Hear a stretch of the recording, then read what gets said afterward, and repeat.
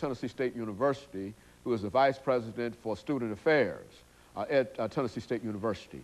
I think, Vice President Martin, before we end the show today, let's talk about some of the dramatic changes that you've already indicated at Tennessee State University, and in a real sense, the culmination of some of those changes. I think that many members of our audience who have not been near Tennessee State University over the last couple of years would certainly be surprised at the physical facilities there now.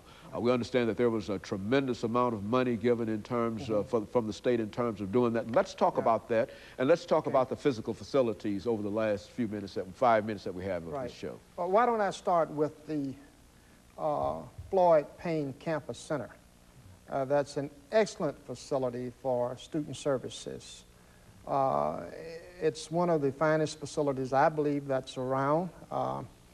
It provides a number of student services: the admissions office, financial aid office, the career development center, student activities in the lower level of that hall, excellent food services in that building, a huge bookstore, a place for commuting students, and that's important to us.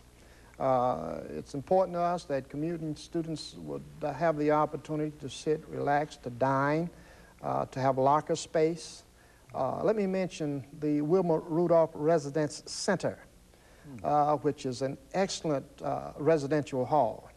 I'm told to say residential hall in preference in lieu of dormitory now. That's gotten to be a little old-fashioned. It's a beautiful facility and offers a substantial number of accommodations to the residents of that hall.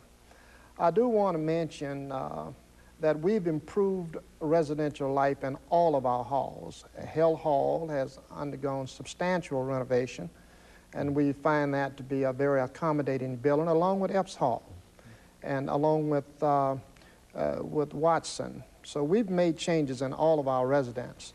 I do want to mention another area of development that's not a part of the major capital projects development supported by the state of Tennessee. But we're looking at now some areas of development that's going to be done institutionally. The area of Gentry Center. We plan to develop a new practice football field.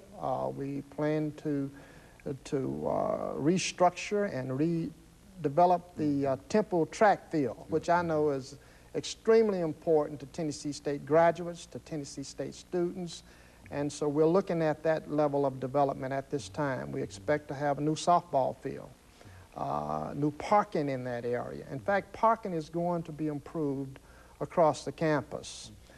Parking is a never-ending challenge because as students get cars and the parking space the need is greater. And so we have to continue to look